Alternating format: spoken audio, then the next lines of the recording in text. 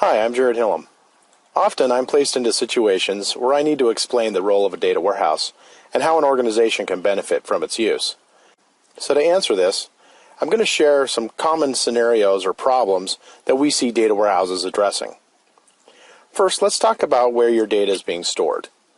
If you trace your data back to the moment that it got created, you're likely to find a person in your organization putting that data in, whether it's an accountant or a sales rep or even a line worker. Those applications that those people are using are specifically designed to take in one record at a time.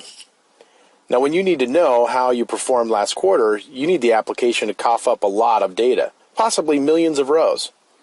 If you made that request during the middle of the day, chances are you'd cause all the users of the application to get something like this. And even if you were able to ask for those millions of rows, you might as well go and take the day off to let it process.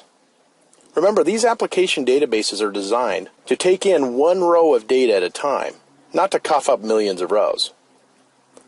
Second, nearly every organization has more than one data source.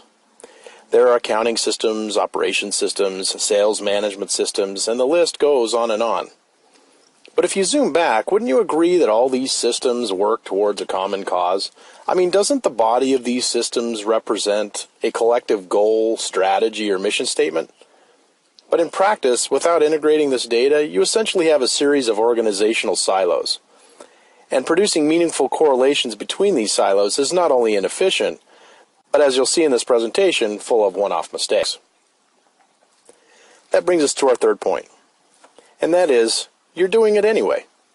If you think about it, because these systems do represent an organization with a single goal or mission statement, somebody in the organization is having to play the role of bringing this information together when the data needs to be refreshed. And sometimes this somebody is more often an army of siloed employees. This is a good time to reinforce our second point. This army of siloed employees bringing data together for their own purposes doesn't just end there. This is the information that's getting bubbled up to management and leads to those infamous meetings where nothing gets done because everybody has their own version of the truth. So you can start to see that a data warehouse is really a way for the organization to accurately identify itself, not as a series of independent silos, but more as a cohesive operation. Additionally, you'll notice that data warehouses have centralized logic, which reduces the need for manual data integration. This gives that army of siloed employees the answers they need without each one inventing their own way of gathering the data.